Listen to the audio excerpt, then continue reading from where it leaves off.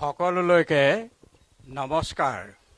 আজি ভীষণ গৰমৰ দিন, কিন্তু আমি লাহে লাহে গৰম যে আছে পাহৰিবলৈ ধৰিছোঁ। কাৰণ এইটো এণ্টাৰটেইনমেণ্ট আৱাৰ, এণ্টাৰটেইনমেণ্ট ডে, সেইকাৰণে। আৰু মই কি কথাটো ক'ব বিচাৰিছিলোঁ, জুবিনৰ লগত মোৰ সম্বন্ধ এইটো অৱশ্যেতে সুমীৰে ঠিকেই কৈছে। জুবিনৰ জীৱনী মই লিখিলোঁ, এই কথাটো এটা ৰেকৰ্ড হ'ল। বোধহয় পৃথিৱীত কোনো বাপেকে পুতেকৰ জীৱনী লিখা নাই।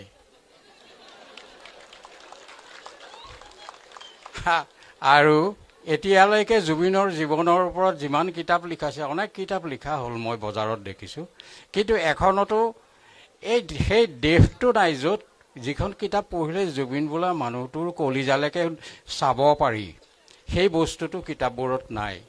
এজন মানুহে এতিয়া চেষ্টা কৰি আছে বৰপেটাত জুবিনৰ ওপৰত ফুল লেংথ জীৱনী এটা লিখিবলৈ। মোৰ লগত আহি আলোচনা কৰে। মই কওঁ যে 2009 চনলৈকে জুবিনৰ বিষয়ে মই যি লিখিলোঁ, ইয়াৰ পিছত কিতাপ লিখিলে এইখন নচলিব আৰু মানুহে ভাল নাপাব। আপুনি 2009 চনৰ পিছৰখিনি জুবিনক লিখক, সেইখিনিৰ বিষয়ে খুব কম মানুহে খুব ভালকৈ জানে। আৰু অলপতে আজি কিছুদিনৰ আগলৈকে পেপাৰত কিছুমান প্ৰবন্ধ সৰু সুৰা নতুন লিখকে আৰু আগ্ৰহী লিখক, জুবিনৰ ফেন বিশেষকৈ তেওঁলোকে সৰু সৰু আৰ্টিকুল কিছুমান লিখিলে জুবিনৰ ওপৰত। এই কথাটো মই এখন পেপাৰহে পঢ়োঁ, দৈনিক অসমত কিবা ওলালে মই সেইটো পঢ়োঁ, মনত ৰাখোঁ। কিন্তু আমাৰ ঘৰৰ পিছপিনে, আমাৰ চুবুৰীতে কোলাহল নামৰ ঘৰটোত এজন মানুহ আছে, পদ্মপাণি। তেখেতে চব কথাই পঢ়ে, চব পেপাৰ পঢ়ে, এইবিলাক সৰু সৰু আৰ্টিকুলবিলাক গোটাই থয়।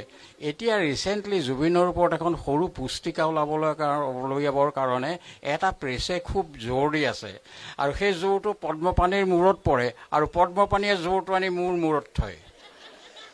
তো এতিয়া এই কিতাপখন লিখোঁতে যিখিনি পাৰোঁ মই সাহাৰ্য কৰিছোঁ, তেনেই সামান্য। কিন্তু কিতাপখন লিখা হ'ব পুস্তিকা আকাৰত, কাৰণ ডাঙৰ কিতাপ চবে আজিকালি কিনি পঢ়িবলৈ অসুবিধা হ'ল। পুস্তিকা আকাৰে যদি 10খন কিতাপ বাহিৰ হয়, সেইটোও প্ৰফিটেবল। সেইটো এটা কথা। আৰু জুবিনক সমালোচনা কৰা, জুবিনক এনেধৰণৰ সমালোচনাৰ কথা নহয়, ধৰক আৰ্ট, গান ইত্যাদিত কিবা কথাত কেতিয়াবা মই মোৰ মন্তব্য, মোৰ দৃষ্টিভংগী এটা তাৰ আগত প্লেচ কৰোঁ। আৰু এইটো কথা কৈ দিওঁ যে মোৰ মনত যিটো খেলালে এইটো ভৱিষ্যতৰ কথা। সেইটো কথা যদি তুমি হয় বা সত্য বুলি ভাবা, ফ'ল' কৰিবা। যদি নেভাবা সত্য বুলি, ফ'ল' নকৰিবা। কিন্তু মই মোৰ কৰ্তব্য কৰিলোঁ। মই তোমাক ক'ব লাগে, সৰুখিনিক, মোৰ ল'ৰা ছোৱালী বা ওচৰ চুবুৰীয়া সকলোকে কথাখিনি মই কৈ দিওঁ, বছ মোৰ দায়িত্ব সিমানতে শেষ। তাৰ আগতে কথা ক'বলৈ মাতিলেই যেতিয়া এষাৰ কথা নকৈ নোৱাৰিলোঁ। আজি বিষ্ণু ৰাভাৰতো মৃত্যু দিৱস, এইটো এটা খুব ডাঙৰ কথা। আজি অনুষ্ঠানটো পাতিছে, এইটো বৰ গুৰুত্বপূৰ্ণ কথা আৰু মই খুব ভাল পাইছোঁ।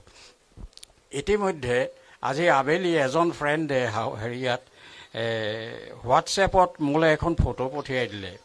ফটোখন 1964 চনৰ নৱেম্বৰ মাহত বিষ্ণু ৰাভা, মই আৰু 3জন ছাত্ৰ জে.বি. কলেজৰ, আমি কলেজত এনুৱেল ফাংচন পাতিছিলোঁ। মই কালচাৰেল ছেক্ৰেটেৰী আছিলোঁ। বিষ্ণু ৰাভাক তেজপুৰৰ পৰা মতাই নিছিলোঁ। আমি ৰাতিপুৱাৰ পৰা পিছদিনা ৰাতিপুৱালৈকে এই গোটেই 24 ঘণ্টা আমি 4টা ল'ৰা আৰু বিষ্ণু ৰাভা একেলগে আছিলোঁ। দিনটো যিমান কাম কৰিছোঁ, ঘূৰিছোঁ তেওঁৰ লগত, গধূলি ফাংচনত এনেকৈ যোগ দিছোঁ।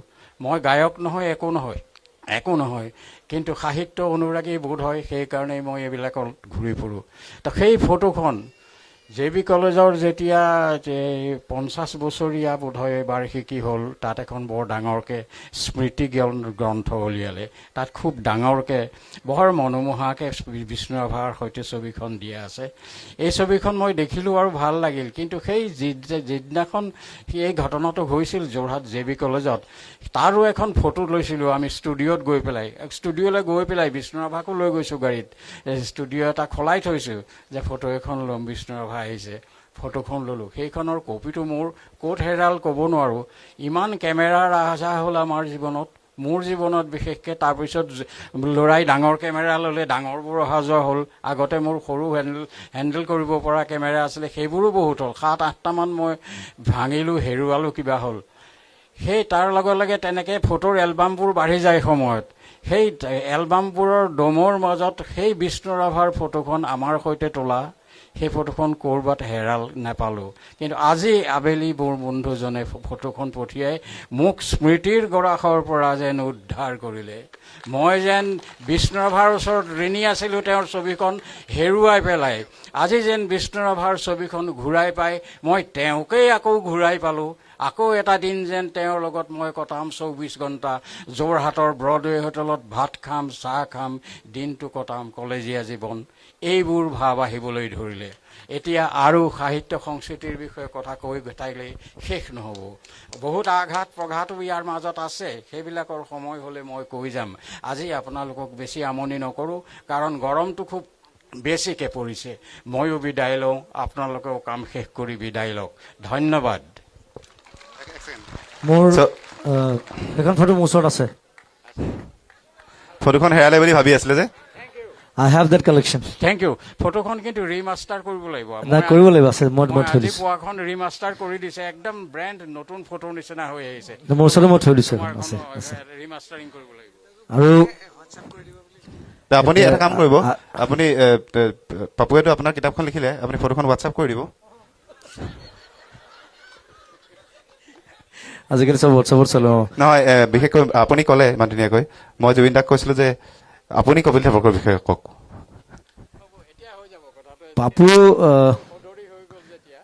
পাপুৰ কথা ক'বলৈ বিশেষ একো নাই, কাৰণ পাপুৱে মোক জন্ম দিছে। আৰু গোটেই মোৰ জীৱন যাত্ৰাটোত মই জুবিন গাৰ্গ হোৱালৈকে মোক ঠেলি দিয়া মানুহটো হৈছে পাপু আৰু মা। অভিয়াছলি মাও আছিলে। আৰু এতিয়া সমালোচনাৰ কথা সমীৰে কৈছে। হয়, কিতাপখনৰ বাবে মোক আলোচনাও কৰিছে, সমালোচনাও কৰিছে। সেইটো কাৰণে ধন্যবাদ, কাৰণ মই দুইটা বস্তু ভাল পাওঁ।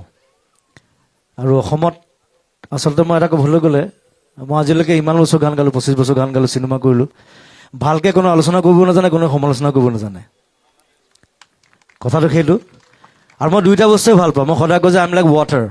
এতিয়া পানীটো নহ'লেও নহয়, পানী বাঢ়িলেও গালি খাব লাগে, পানী শুকালেও গালি খাব লাগে, কিন্তু পানীটো দৰকাৰ সদায়।